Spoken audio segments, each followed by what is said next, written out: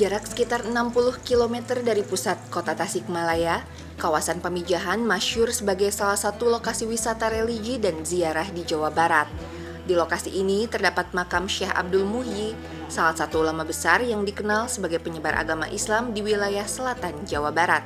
Memasuki gerbang masuk Pamijahan, peziarah akan menemukan Masjid Agung yang cukup luas dan megah. Tak begitu jauh dari Masjid Agung, terdapat kawasan makam yang menjadi tempat peristirahatan terakhir Syekh Abdul Muhyi. Inilah lokasi makam Syekh Abdul Muhyi, salah satu tokoh penyebar agama Islam di wilayah Tasik Selatan. Lokasi ini selalu menjadi tujuan para wisatawan ataupun pengunjung yang ingin berziarah di wilayah Pamijahan. Setiap harinya makam Syekh Abdul Muhyi selalu dikunjungi para peziarah dari berbagai wilayah yang ingin mendoakan tokoh tersebut. Para peziarah juga seringkali membaca Al-Quran di kawasan makam. Pada waktu tertentu seperti di bulan Rajab, Pamijahan biasanya penuh sesak oleh ribuan peziarah yang ingin mencari keberkahan dan menambah kebaikan dari menapak tilas sejarah sosok Syekh Abdul Muhyi. Ya, karena ketokohannya, terus karena udah kayak jadi tempat wisata religi aja di sini. Berarti udah sering kesini ya? Sering. Biasanya apa aja yang dilakukan? Kebetulan kalau bulan Ramadan ini mau hatam Quran. Syekh Abdul Muhyi merupakan salah satu tokoh penting dalam penyebaran agama Islam di Tasikmalaya pada akhir abad ke-17. Ia sempat menimba ilmu agama hingga ke Mekah sebelum akhirnya mulai melakukan syiar Islam di wilayah Jawa Barat. Sebelum menetap di Pamijahan, ia sempat berdakwah di Cirebon, Kuningan, hingga Pamengpeuk, Garut. Di Pamijahan, Syekh Abdul Muhyi membangun masjid dan pesantren sebagai pusat penyebaran Islam. Dalam berdakwah, Syekh Abdul Muhyi dikenal sebagai seorang pendakwah santun dan memiliki tutur kata lembut sehingga disukai oleh masyarakat.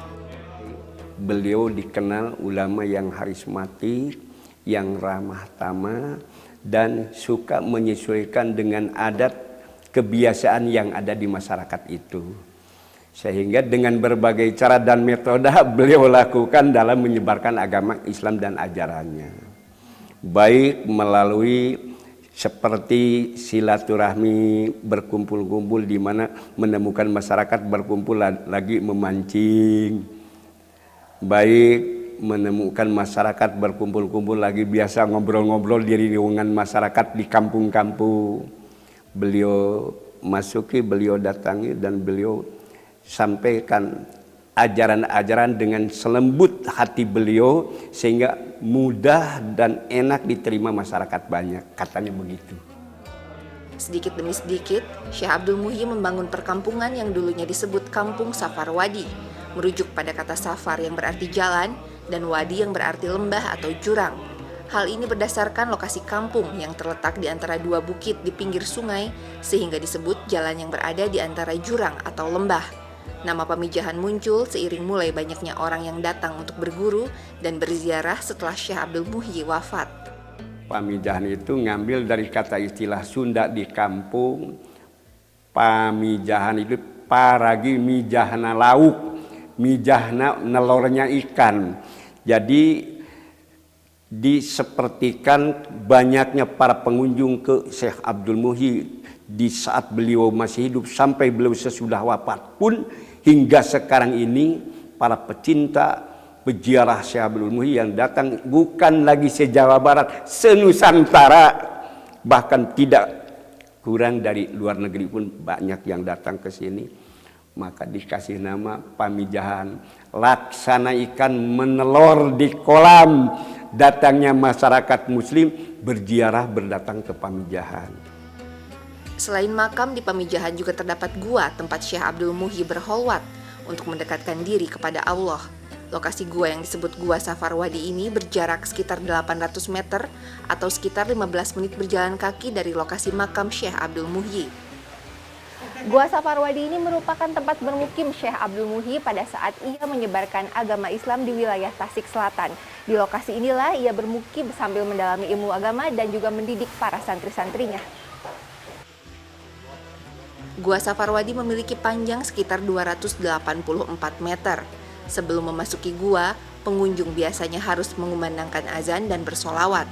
Sepanjang perjalanan menyusuri gua, pengunjung harus melewati jalan yang kecil dan terjal di atas bebatuan. Ada sejumlah titik penting yang dulunya diyakini menjadi tempat Syekh Abdul Muhyi menyiarkan agama kepada muridnya, seperti aula madrasah hingga lapangan untuk sholat. Salah satu lokasi yang paling sering dikunjungi di Gua Safarwadi adalah hamparan batu cadas berukuran 12 x 8 meter ini yang dulunya sering kali digunakan oleh Syekh Abdul Muhyi bersama murid-muridnya untuk melaksanakan sholat. Di Gua Safarwadi juga terdapat mata air Cikahuripan atau disebut air zam-zam yang keluar dari sela-sela dinding. Ada juga sumur Kejayan yang diyakini sebagai tempat bersuci Syekh Abdul Muhyi dan santri-santrinya, serta peci haji. Konon di gua ini juga terdapat jalan yang menghubungkan hingga ke Mekah, Cirebon, Surabaya, dan Banten. Keberadaan gua serta makam di Pamijahan ini menjadi bukti untuk mengenang perjuangan Syekh Abdul Muhyi dalam menyebarkan agama Islam di tanah Pasundan. Beliau ini memiliki banyak karomah sehingga biasa masyarakat itu mengagumi ya, ada keteladanan, kuduah ya.